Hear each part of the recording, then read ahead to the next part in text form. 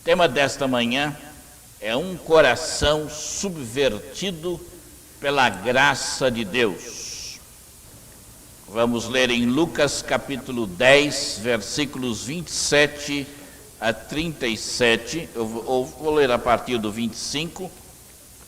É a parábola do bom samaritano. Eu estou lendo na tradução da Sociedade Bíblica, que é um pouco diferente.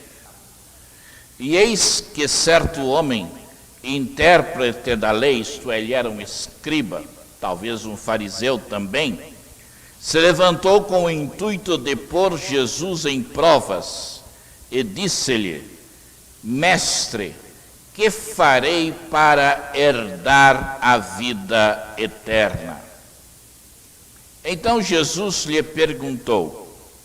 Interessante esta maneira de Jesus lidar com uma pergunta, respondendo-a com uma outra pergunta.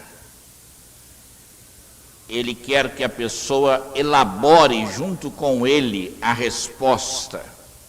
Ele já conhecia um método de educação chamado educação ativa, que não dá gratuitamente a resposta, mas que conduz a pessoa a descobrir a resposta, elaborando-a, e não recebendo-a pronta. O que está escrito na lei? Como interpretas? Duas coisas. Primeiro, o que está escrito na lei? O escriba era o doutor da lei, então ele sabia o que estava escrito na lei. E ele era o mestre em interpretação entre os judeus. Então Jesus humildemente pergunta a ele como é que ele interpreta a lei. A isto ele respondeu: amarás o Senhor teu Deus de todo o teu coração, de toda a tua alma, de todas as tuas forças e de todo o teu entendimento. Não se lembra que eu chamei a isto de café. Amarás o Senhor teu Deus de todo o teu coração, C. Toda a tua alma, A. De todas as tuas forças, F. E de todo o teu entendimento, E. Café. É bom a gente tomar este cafezinho todo dia antes de vir para o culto. E amarás o teu próximo como a ti mesmo. Então Jesus lhe disse: respondeste corretamente. Você é doutor da lei, escriba, e passou no teste. Ele já reforça imediatamente a resposta correta daquele escriba. Faze isto e viverás. Agora ele diz: não é suficiente você ser doutor da lei e saber estes ensinamentos. Mister se faz que você os pratique. Ele, porém, querendo justificar-se porque ele não praticava. Quando nós não praticamos um mandamento da Bíblia, sempre nós temos uma desculpa para dar. Bem, eu não cumpro por causa disso, daquilo outro. Queremos nos justificar. Perguntou a Jesus: quem é o meu próximo? Ele era um advogado da lei de Deus. E como todo bom advogado, ele quer dissecar, né, doutor Sérgio? Há vários advogados aqui que querem dissecar a lei. Quanto mais mexe, a gente menos entende. Os advogados, desculpem-me a brincadeira, são especialistas em tornar o inteligível ininteligível. E às vezes nós pregadores também, né? Dizem que os pregadores são invisíveis, alguns dizem, invisíveis durante 6 dias e incompreensíveis no 7º. Bem, ele quer saber quem é o meu próximo. Jesus prosseguiu dizendo: certo homem descia de Jerusalém para Jericó. Nós estivemos lá, dona Cleusa e eu, não nesta estrada específica, mas estivemos indo de Jericó para Jerusalém, mas hoje é diferente, há estradas pavimentadas. Mas naquele tempo não, era um caminho arenoso, pedregoso e perigoso. Era um caminho cheio de de meandros que levavam os salteadores a escolhê-lo como lugar predileto para ficarem ali escondidos e poderem assaltar os que por ali passassem. E veio a cair em mãos de salteadores, os quais, depois de tudo, lhe roubaram. Estes salteadores, depois de tudo, o machucaram, porque vai dizer aqui, e lhe causaram muitos ferimentos. E retiraram-se, deixando-o semi-morto. Casualmente descia um sacerdote por aquele mesmo caminho e, vendo-o, passou de largo. O sacerdote viu, mas ele estava semi-morto. Se um sacerdote tocasse em um corpo morto, ele talvez não soubesse se estava morto ou não, ficaria impuro durante tantos dias e não poderia durante tantos dias exercer as suas funções sacerdotais. Então ele se afasta. Semelhantemente, um levita descia por aquele lugar e, vendo-o, também passou de largo. Provavelmente o levita ia fazer um estudo bíblico sobre a caridade. E então ele não podia se atrasar. Certo samaritano que seguia o seu caminho passou-lhe perto e, vendo-o, alguns têm na sua tradição, teve piedade dele. Essa tradução diz compadeceu-se dele, que é melhor. E chegando-se, pensou-lhe, cuidou, dos ferimentos, aplicando-lhes óleo e vinho, e colocando-o sobre o seu próprio animal, levou-o para uma hospedaria e tratou dele. No dia seguinte, tirou 2 denários, era o suficiente para pagar 2 meses de hospedagem na hospedaria, E os entregou ao hospedeiro, dizendo: cuida deste homem, e se alguma coisa gastares a mais, eu te indenizarei quando voltar.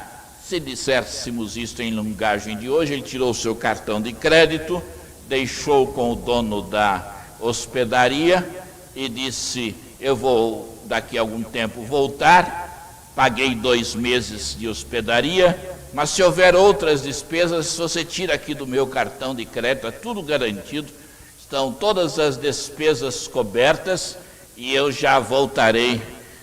E eu voltarei para cá para pegar de volta o meu cartão de crédito. Qual destes 3? Agora Jesus faz uma pergunta para este escriba. Vejam o método de Jesus. Ele conta agora uma história que vai obrigar o levita, o escriba, a elaborar por ele mesmo o ensino que Jesus quer dar. Jesus não dá o ensino. Isso se chama educação ativa. O aluno é ativo na aprendizagem. Ele não é passivo. Ensina-se, ele recebe e acabou. Quando acabou, ele não lembra nada. Ele é ativo, de tal maneira que ele depois vai se lembrar, porque ele elaborou, ele foi convidado a participar daquilo que está sendo ensinado. Qual destes 3 te parece ter sido o próximo do homem que caiu nas mãos dos salteadores? Vejam, a pergunta tinha sido: quem é o meu próximo? Jesus inverte. Jesus disse: o problema não é esse. Você está fazendo esta pergunta para dar um jeito de fugir à responsabilidade. A pergunta é: quem é o próximo desse homem que está necessitado? Não é quem é o seu próximo, mas de quem você que é o próximo é o próximo. Respondeu-lhe o intérprete da lei. Veja, ele elabora a resposta, Jesus não dá. O que usou de misericórdia para com ele. Então Jesus lhe disse: vai, e procede tudo de igual modo. Não adianta saber aqui na cabeça, é preciso agir. Educação ativa, que leva a pessoa a praticar aquilo que ela está aprendendo. Tendo visto estas considerações sobre a parábola, voltemos ao nosso tema: um coração subvertido pela graça. Riqueza não é condenada na Bíblia. Abraão era rico e o céu, os judeus chamavam de seio de Abraão. Abraão foi o pai da fé. O problema não está em se ter recursos. O problema está no efeito que os bens materiais têm sobre o nosso coração. Porque ao invés de subvertê-lo pela graça, e nós veremos o que é isto, eles têm o efeito, muitas vezes, de nos isolar do Evangelho. Às vezes, enquanto a pessoa não tem carro, ela chega a hora na igreja, ela vem, não falta. O dia que ela começa a melhorar na vida e ter carro, e mais isso, e mais aquilo, e televisão, e outros bens, é um problema vir à igreja.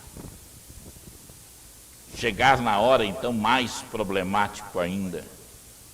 Agora que tem televisão, deixar de ver a novela para assistir um culto, mais difícil ainda. Isto é, o dinheiro tem o poder de subverter o nosso coração, de inverter os valores e as prioridades dentro do nosso coração. E à medida em que nós vamos aprendendo a ganhar dinheiro, isto é uma coisa que pode ser também aprendida, e nós estamos tentando tratar desse assunto nos nossos artigos aí no boletim, nesta série, não só de dinheiro, mas de outros assuntos que nós podemos aprender. Nós vamos nos tornando cada vez mais ocupados com ganhar dinheiro, de tal maneira que já não há tempo, muitas vezes, para Deus, já não há tempo para o Evangelho, já não há tempo para a compaixão. Nós recebemos tudo quanto temos de Deus, pela graça. Mas à medida em que temos dinheiro, nós esquecemos que recebemos pela graça de Deus e não queremos usá-lo pela graça. Já preguei, como fiz menção ao início, 2 sermões recentemente sobre dinheiro. Não falei sobre contribuição nem sobre dízimo. Num deles eu perguntei: de quem é o dinheiro? No outro, a humildade do dinheiro. Não sei se lembram. Hoje, o que é que realmente significa dar? E eu falei no sermão sobre de quem é o dinheiro, sobre 3 posições históricas que existem. Uma, a dos gregos. Para os gregos, o dinheiro pertencia à comunidade ou à humanidade. Devia ser um bem comum. Por isso que alguns julgam ou dizem que os gregos foram os pais do comunismo, também foram os pais da democracia. O dinheiro pertenceria à comunidade. Em segundo lugar, nós temos a posição dos romanos, que quem tem recursos é o proprietário em termos absolutos daquele recurso. Pode fazer o que quiser com aquele recurso. E se você tem recursos, e eu conseguir tirar de você, não importa o método, e ele passar a ser meu, está certo. O importante é que eu tenha, não importa como eu o adquira. Se eu puder pegar o seu, eu pego. E depois nós temos o terceiro ponto, que é o judaico-cristão, que nós somos, é uma propriedade qualificada, não absoluta, isto é, nós vimos 2 pontos. Deus é o dono absoluto do dinheiro. Tudo pertence a Deus. E eu sou o mordomo, o administrador destes recursos. Naturalmente, estas atitudes para com o dinheiro que nós já vimos, estamos recapitulando, vão influenciar a nossa atitude quando se trata de dar este dinheiro. Para os gregos, como o dinheiro pertence a todos, eu não devo dar a um indivíduo em particular. Eu devo dar sempre para um fundo comum da comunidade. Certa vez, um dos grandes filósofos gregos, dessa época inclusive, Aristóteles, abordado por um mendigo, deu-lhe uma oferta. E foi muito criticado. Quase fizeram um impeachment dele. Porque não se dava para um indivíduo. Aristóteles tentou se defender, dizendo que dando para aquele mendigo, ele estava dando para a humanidade. E isto era muito enraizado, só se dá para um fundo comum, nunca para alguém em particular. A atitude dos romanos, que é a que mais tem influenciado todo o pensamento aqui dos que vivem nas Américas e Europa, eu dou o dinheiro para o meu benefício. Eu dou o dinheiro quando isto vai trazer em troca alguma coisa para mim. Se não forem bens materiais, pelo menos há de serem bens morais. Cícero, um grande pensador romano, disse que nós damos por causa da lei da honra. Porque eu saio honrado, imagine, eu dei, eu contribuí. Há muitas igrejas nas Américas que colocam uma plaquinha na parede de todas as pessoas que contribuíram, ou nos bancos, quem contribui o banco, não é isso? A Cleusa viu. Então, enquanto aquele templo existir, centenas de anos depois, a gente passa lá fulano e tal. Aquele foi meu bisavô, está vendo? Nós contribuímos. E alguns até compram os bancos. E naquele banco só pode se assentar aquele que o comprou. Às vezes havia casos assim na Inglaterra, de haver gente que não tinha banco e ficava de pé, enquanto várias pessoas que tinham banco não vinham à igreja. Então os bancos ficavam vazios e as pessoas todas de pé, porque o dono do banco, só ele podia se assentar. Lá nessas igrejas, e nós as vimos, eles têm uma portinha de cada lado e diz de quem é. E só o dono tem a chave para abrir a portinha. Mas todos passam por ali e vem o nome do dono, né? É o nosso espírito, o nosso espírito brasileiro, do mundo nosso aqui ocidental, influenciado pelos romanos. Nós estamos dispostos a dar as maiores ofertas anônimas, desde que elas saiam publicadas no boletim, né? Aí eu dou. Anonimamente, mas eu sei que vai sair no boletim. Nós estamos dispostos a dar para as instituições, por exemplo, hospitalares, desde que quando a gente entrar na instituição, haja lá esse edifício foi construído com as ofertas generosas deste homem de grande coração, né? E vem ali quem foi que fez. Isso existe ainda hoje aqui em vários hospitais que a gente vai, acho que todos, as pessoas que fizeram as suas doações. Isso levou certo pensador romano a dizer que o orgulho e a vaidade construíram mais hospitais do que todas as virtudes juntas. E qual é a posição de dar de nós, da tradição judaico-cristã? É de dar para o indivíduo, por compaixão, não por piedade, propriamente piedade, que algumas traduções têm, tem hoje uma conotação de vida mística, não é? Não é isso, é por compaixão. Por quê? Porque nós fomos objetos da compaixão de Deus. Deus teve compaixão de nós. E por isso nos deu o seu Filho,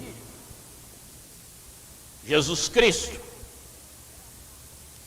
E como Deus, pela graça, teve compaixão de nós, nós devemos ter compaixão das pessoas.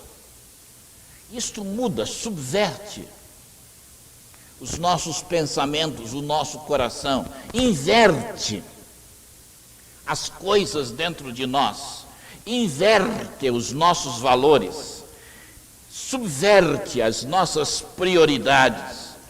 O imperador Juliano, no IV século, disse que os cristãos faziam uma coisa que era que o deixava pasmo. Eles não apenas sustentavam os pobres da sua comunidade, da sua igreja, da sua fé, mas sustentavam todos os pobres da sociedade que eles podiam ajudar.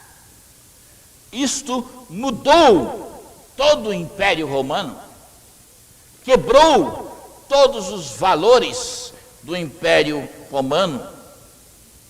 E Tertuliano, um grande pai da igreja, nos primeiros séculos, crente, né, disse: nossa compaixão gasta mais nas ruas do que a de vocês, romanos, nos templos. A compaixão de Deus subverte, muda o nosso coração e a maneira de ver e fazer as coisas. Por isso o nosso tema é um coração subvertido pela graça. O sucesso do crescimento dos cristãos, muitos historiadores dizem, nos primeiros séculos, foi o fato de que eles criaram comunidades deles, mas cuidavam tanto da comunidade deles, como da comunidade em geral. Por que crentes de tão grande compaixão? Porque os seus corações tinham sido subvertidos pela graça de Deus. E é pensando dessa maneira que lemos e comentamos com os irmãos a parábola do bom samaritano. Primeiro veio um sacerdote, talvez nas suas roupas talares, pomposo, mas ele deixou o homem caído lá. Era um homem da hierarquia religiosa, devia ser o arcebispo católico. Depois veio o levita, esse devia ser o cardeal, mas ele tinha uma reunião na sinagoga, onde ele iria daqui a pouco ensinar sobre como amar o próximo, né? Então ele não podia parar porque ele ia chegar para o seu estudo. Eu tive um colega de seminário, Shell de Santana Graça, nunca mais soube onde ele está. Não era da minha classe, mas era de colega de quarto durante muito tempo. E em algum lugar ele encontrou a seguinte ilustração. Naquele tempo havia muita fala sobre comunismo, né? Então ele colocou: e veio o pastor da igreja batista e passou de lado. Depois veio o diretor do departamento de assistência social da igreja metodista e passou de lado. Aí veio o secretário do Partido Comunista, parou e socorreu.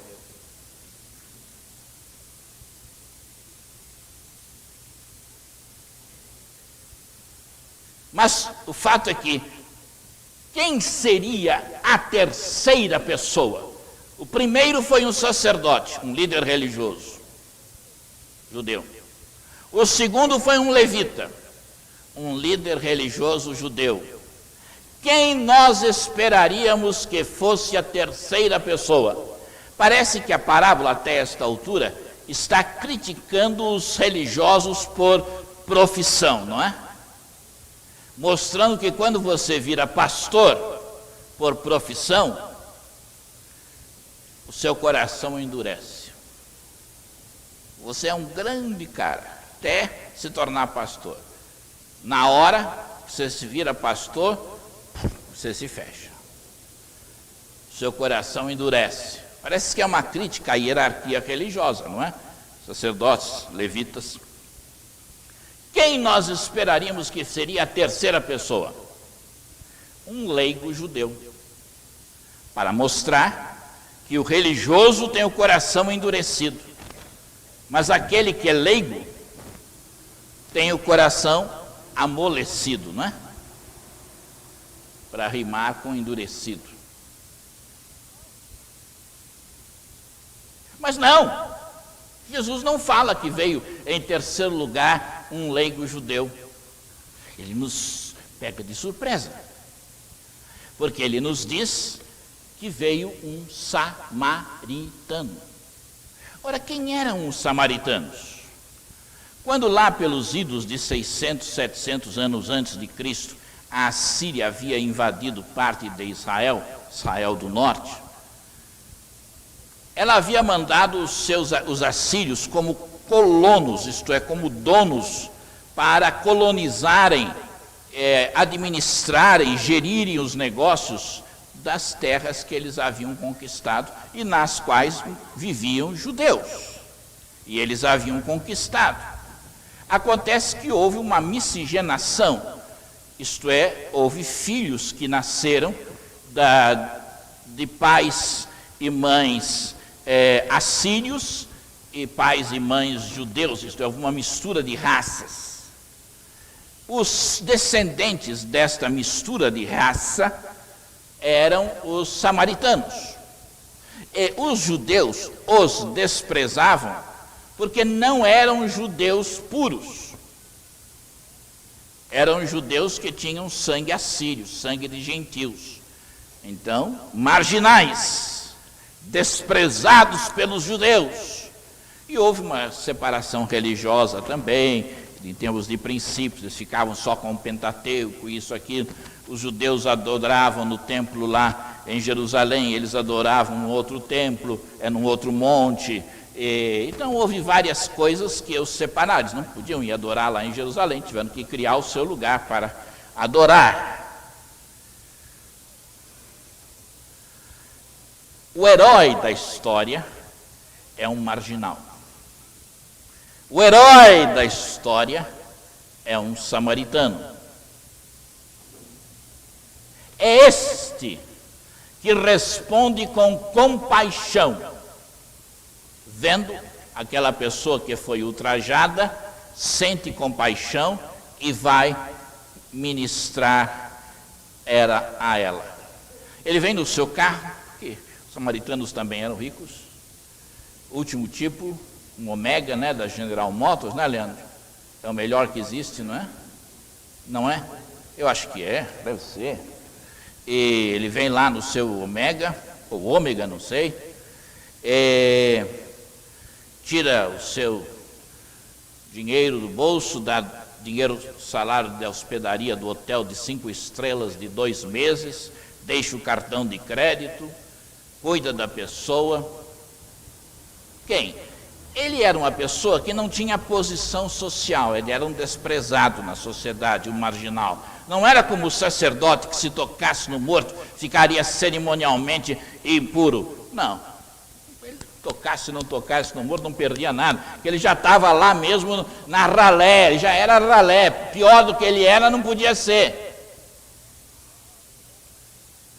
Ele já era a escória da sociedade, o lixo da sociedade, então pior não podia ficar. Permitam-me sugerir, isso não se encontra em nenhum comentário bíblico que eu tenha encontrado, mas existe um livro lá, Arthur, capítulo 2, versículo 3, de vez em quando eu consulto esse livro. Permitam-me sugerir, segundo Arthur, capítulo 2, versículo 3, que este samaritano, o herói, também é para nós uma figura de Cristo.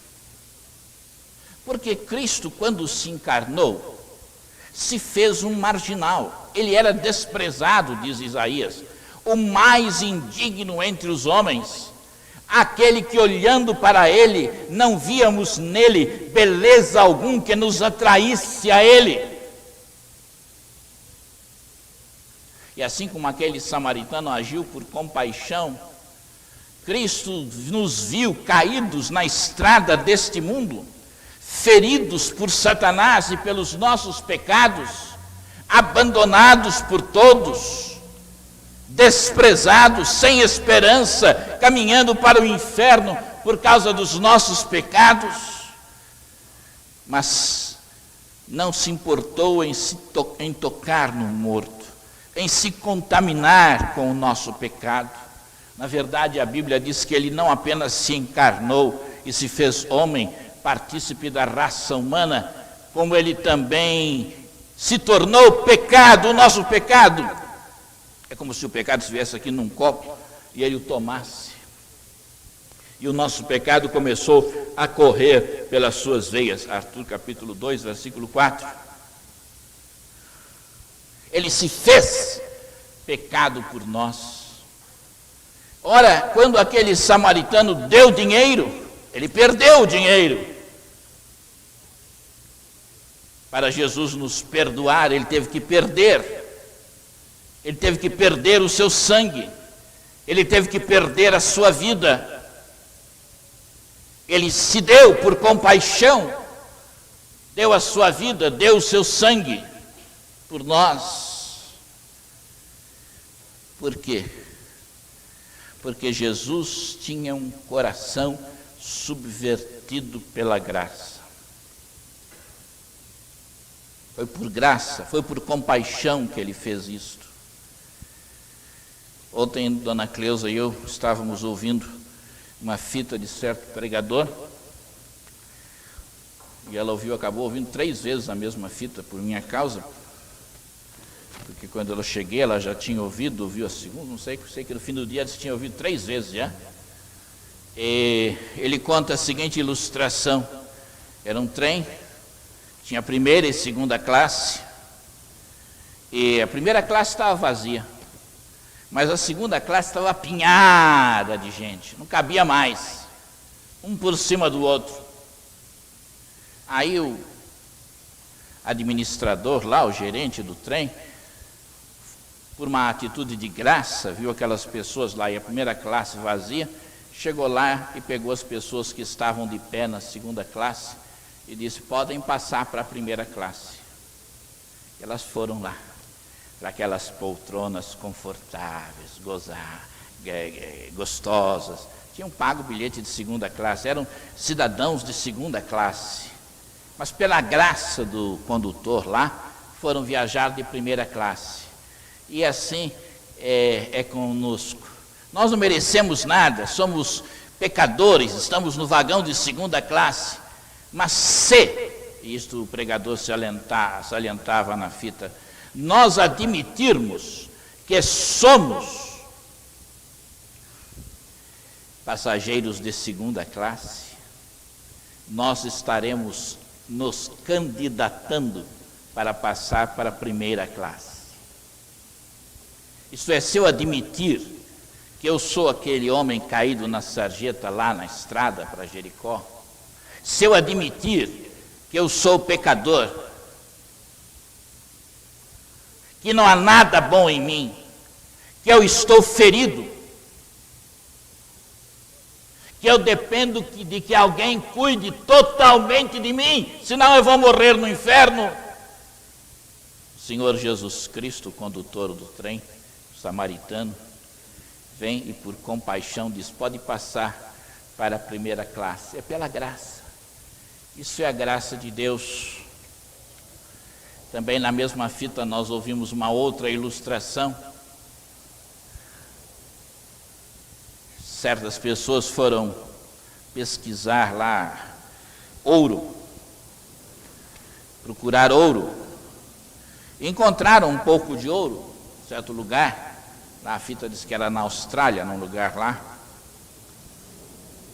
Mas logo alguém chegou a notícia de que num outro lugar ali havia ouro melhor.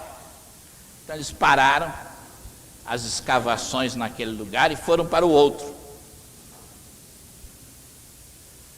E cavaram um pouco, encontraram um pouco de ouro. É mais ou menos igual àquele.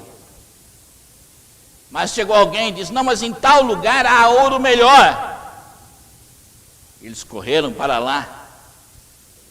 Também encontraram algum ouro. Mas não era muito diferente. Aí eles descobriram, alguém descobriu, que se no primeiro lugar eles tivessem cavado um pouco mais fundo, eles teriam encontrado o melhor ouro possível. Estava apenas um pouco mais fundo. Hoje em dia existem muitas coisas em termos de religião. Se me permitem usar a palavra, a competição que uma igreja enfrenta com tantas outras igrejas pregando aqui, ali, na televisão e tudo mais, né? É terrível. E o pregador sofre. Parece que eles estão encontrando um ouro melhor lá. Parece que o de lá, um pouco mais além, é melhor. Sabe? Tanto faz lá como faz aqui. O ponto é, se nós estivermos dispostos a ir um pouco mais fundo. Se nós estivermos dispostos a permitir que a graça de Deus subverta um pouco mais profundamente o nosso coração. Se nós quisermos ir à cruz de Cristo e ficar lá mais tempo, aí não importa se é aqui, ali ou acolá, porque o ouro é Jesus Cristo. O nosso hino falou, você encontra aí o hino que nós cantamos do Oswaldo Smith, para ler para mim, por favor, a primeira estrofe. Mais do que tesouros é Cristo para mim. Foi o segundo hino que nós cantamos. Hein? 6,6. Ainda bem que não é 666. Leia a primeira estrofe para mim. Não lê você. Paz. É no lugar onde nós estamos, basta a gente ir um pouco mais fundo no arrependimento. Basta a gente ter o coração um pouco mais profundamente subvertido pela graça de Deus. É felicidade que nós queremos, é poder, é justiça. Basta irmos um pouco mais fundo no arrependimento, no lugar em que nós estamos. Basta permitirmos que o nosso coração seja um pouco mais subvertido pela graça de Deus e se encha de compaixão. Amém?